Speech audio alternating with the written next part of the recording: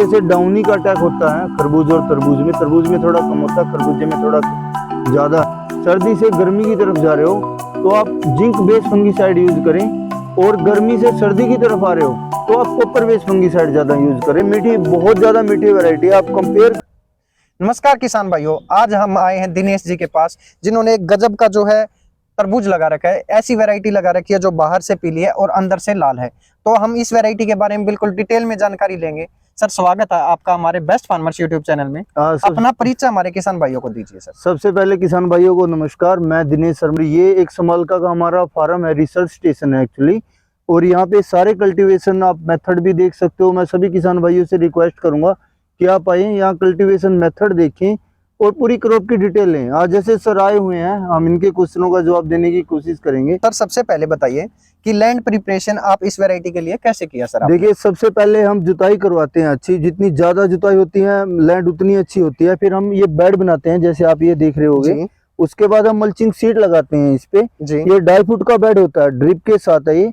उसके बाद हम होल करते हैं प्लास्टिक के 2x2 पाइप के साथ, 2 इंची का एक पाइप होता है जी सर। ऐसे उसके होल करते हैं हम और प्लांटेशन करते हैं। यहाँ पे आप देख रहे हो कि 2.5 फुट का बेड है, 8 फुट की स्पेसिंग है, 2.5 फुट का फिर बेड है। ठीक है। और इधर के इधर आए हुए हैं, मतलब एक ही जगह करते हैं, वो पूरा स्पेस हम खाली छोड़ते हैं ताकि हार्वेस्टिंग उधर की जाए और प्लांट डिस्टर्ब ना हो। ठीक है सर। इस वैरायटी का क्या नाम है सर?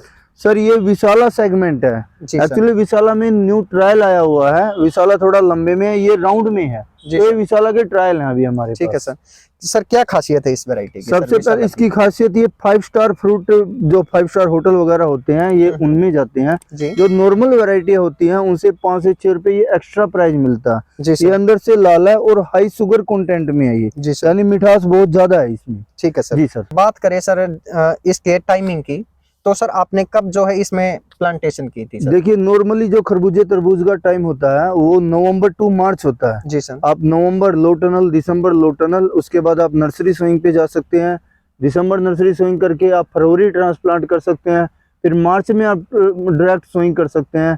तो नवंबर टू मार्च तरबूज और खरबूजे का अच्छा टाइम रहता है। ठीक है सर। आपने कब सोइंग की थी इसकी?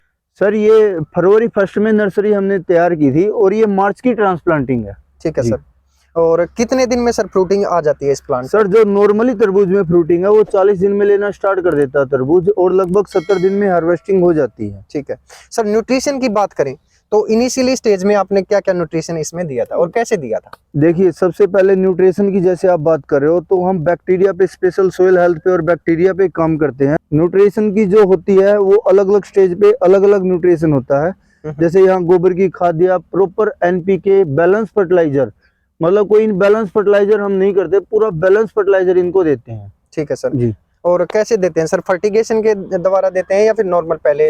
देखिए, प्लांट को हर कंडीशन पे जरूरत होती है। बेड में भी जरूरत होती है, नीचे भी जरूरत है, और फोलिएज स्प्रे की भी जरूरत होती है जी। तो वो थोड़ी कंडीशन देखनी पड़ती है कि प्लांट को नीड क्या है।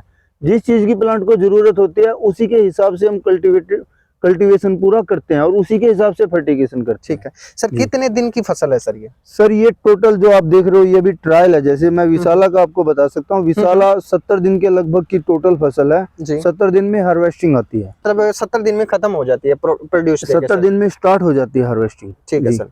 और कितने दिन तक चलती है सर? लगभग 20 डेज के आसपास हार्वेस्टिंग चलती है। ठीक है।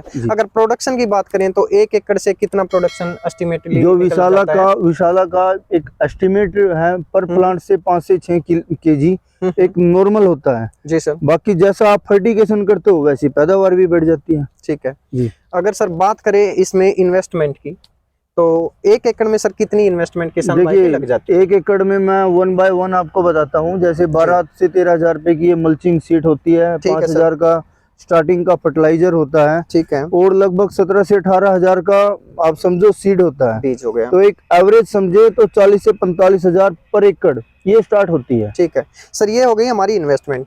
और बात करें मुनाफा, किसान भाई कितना कमा सकता है इससे? देखिए, यदि हम 6 kg की पैदावार इससे पकड़ रहे हैं और आइडियल आप समझो कि 5000 प्लांट भी हैं जी, तो लगभग 25 टन के आसपास की पैदावार है। जो नॉर्मल क्वालिटी होती है उससे 5 रुपए महंगी बिकती है। ठीक है सर। तो मेरे हिसाब से जो मेरा एक्सपीरियंस है फार्मरों का, क्योंकि मैं मार्केटिंग डिवीजन देखता हूँ, तो लगभग 1.5 से 2 लाख रुपए एक एवरेज कमाई कर लेता है फार्मर 2 महीने में। 3 महीने 3 महीने इसमें सर कुछ बीमारियां भी आती होंगी, तो उसके लिए आप क्या करते हैं सर? देखिए बीमारियां, सबसे पहले मैं तरबूज की बात करूंगा। तरबूज एक अपने हरियाणवी में बोलते हैं कि मर्दानी खेती है। जी सर। ये बीमारियां बहुत कम पकड़ता है। ठीक है सर। और अब रही बात बीमारियां की, ये भी चीज जैसे हम प्रॉपर फार्मर के पास जाते हैं, उनको गाइडेंस देते हैं, जैसे वीकली फर्टिलाइजर उनको डिटेल दे देते हैं वीकली फर्टिलाइजर की और वीकली स्प्रे शेड्यूल की, तो प्रॉपर हम मैनेज करके चलते हैं। बाकी बेसिक मैं आपको बता देता हूँ। मोस्टली क्या होता है, थ्रिप्स का अटैक, इंसेक्ट का प्रेशर ज्यादा होता है तरबूज में, या फिर डाउनी का भी अटैक आ सकता है, बीट का भी अटैक आ सकता है जी। तो ये अलग अलग कंडीशन होती हैं सबकी। ठीक है सर जी। जो आपने सर बीमारियों के नाम लिए सर, उसके प्रिवेंशन के लिए क्या करे सर? या तो बीमारी आने के बाद का थोड़ा प्रिवेंशन बता दीजिए, या फिर आए ही ना, ऐसा ही कुछ उपाय? देखिए बाजार में बहुत केमिकल आते हैं जो प्रिवेंटिव और क्यूरेटिव स्टेज पे दोनों पे काम करते हैं। तो इस क्वेश्चन का बेटर ऑप्शन ये है कि प्रॉपर आप हमारी गाइडलाइन में रहें, क्योंकि ताकि देखो केमिकल क्या है, चेंज होते रहते हैं। ऐसा नहीं है कि आप एक केमिकल आज मैं बोल रहा हूँ तो 2 साल वही रहेगा। वो अकॉर्डिंग वेदर वेरिएशन सब कुछ देखना पड़ता है वो। तो बेटर होगा तो आप एक कंपनी वाले के कांटेक्ट में रहें इस चीज के लिए, तो ज्यादा बेटर है। ठीक है सर। सर बात करें इरिगेशन की, तो तरबूज की खेती को कितने पानी की आवश्यकता होती है? देखिए तरबूज को थोड़े ज्यादा पानी की आवश्यकता होती है, क्योंकि तरबूज जो साइज लेता है वो पानी से ही लेता है, और मोस्टली जो तरबूज के अंदर होता है वो पानी होता है। तो एक एवरेज 10 से 12 पानी तो कम से कम लग ही जाते हैं तरबूज में। ठीक है सर। अगर बात करें जमीन के पीएच की सर, तो कितना पीएच होना चाहिए सर इस खेती के लिए? देखिए कम से कम 6 और जैसे ज्यादा 8, तो इसके बीच का पीएच होना चाहिए जमीन का, तभी आपकी फसल बेटर होगी। जी सर। सर जैसे कि हम देखते हैं मार्केट में जो है काला तरबूज आया है, अंदर से लाल है, लेकिन सर आपका कंसेप्ट ही अलग है, बाहर से पीला अंदर से लाल। तो सर इसका वो किसान भाई कैसे मार्केट करे, कहाँ बेचे, कैसे बेचे, इस बारे में डिटेल में बताइए सर। देखिए एक कहावत होती है कि सोने की असली परख सिर्फ सुनार को होती है। किसान को सब आइडिया होता है कि कौन सी चीज़ कहाँ बिक सकती है। बाकी इसके लिए हम भी आपको गाइड करते हैं प्रॉपर, हम सेल तक में किसान की हेल्प करते हैं। और रही बात काले तरबूज की, आप देखो किसी कोई एमएनसी कंपनी का है, कोई नॉर्मल कंपनी का है काला तरबूज, और एमएनसी कंपनी का भी काम काला ही बनाना है और नॉर्मल दिल्ली मेड कंपनी का भी काला ही बनाना है।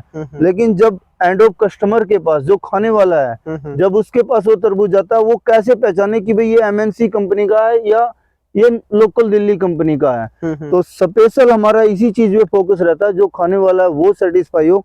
इस अलग कलर करने की टारगेट भी ये है कि उसको बिल्कुल अंडरस्टूड हो जाए कि इस कलर का होगा तो मीठा ही होगा। जी सर जी। यानी कि काफी मीठी वैरायटी है ये, मीठी, बहुत ज्यादा मीठी वैरायटी है। आप कंपेयर कर सकते हो ब्लैक से, ऑलमोस्ट डबल इल्ड और डबल मीठी वैरायटी है ये। जी सर। सर कुछ ऐसी बातें होंगी जो किसान भाइयों को इसके बारे में, तरबूज की खेती के बारे में जानना जरूरी होगा, तो उस बारे में डिटेल में जानकारी हमारे किसान भाइयों को दीजिए। देखिए तरबूज में सबसे जरूरी एक तो पानी होता है जी। और फिर होता है बैलेंस फर्टिलाइजर।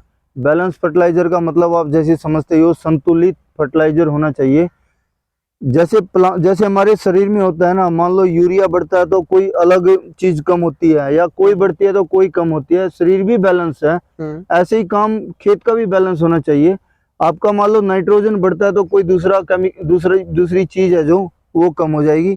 तो सबसे पहले तो मैं फार्मर भाइयों से एक ही बात कहूंगा कि आप बैलेंस फर्टिलाइजर यूज करिए। सेकंड क्या है, जैसे डाउनी का अटैक होता है खरबूज और तरबूज में, तरबूज में थोड़ा कम होता है, खरबूजे में थोड़ा ज्यादा है। तो जैसे आप गर्मी की तरफ जा रहे हो, सर्दी से गर्मी की तरफ जा रहे हो, तो आप जिंक बेस्ड फंगीसाइड यूज करें, और गर्मी से सर्दी की तरफ आ रहे हो तो आप कॉपर बेस्ड फंगीसाइड ज्यादा यूज करें। बाकी इस चीज के लिए मैं आपको, मेरा नंबर है प्रॉपर 8814873873, तो आप कभी भी कॉल कर सकते हैं। दूसरा क्या है, मैं किसान भाइयों से कहना चाहूँगा, एक अच्छी कंपनी का काम सिर्फ बीज बेचना नहीं है, उसका प्रॉपर कल्टीवेशन की देखभाल करना और मार्केट तक हेल्प करना है। तो आप कंपनियों को सिर्फ ये ना लगाएं कि भी बीज देने तक सीमित है। जैसे हमारी कंपनी है नो न्यू सीड, हम प्रॉपर बीज टू बीज, यानी बीज देने से और मार्केट तक हम पूरी किसान की हेल्प करते हैं। तो आप जिस कंपनी के साथ भी जुड़े, जो भी बीज आप परचेज करें, तो प्रॉपर उसके एम्प्लॉय से गाइडलाइन ले और तभी चलें। तो मेरा यही किसान भाइयों से कहना है, जैसे हम काम करते हैं आप दूसरी कंपनी से भी ऐसे करवा सकते हैं। बहुत बहुत धन्यवाद दिनेश जी, आपने इतनी अच्छी जानकारी हमें दी, हमारे किसान भाइयों को दी। बहुत बहुत धन्यवाद जी आपका भी। तो किसान भाइयों प्लीज वीडियो को लाइक करें, शेयर करें, कमेंट करें और चैनल को सब्सक्राइब जरूर करें। जय हिंद, जय भारत।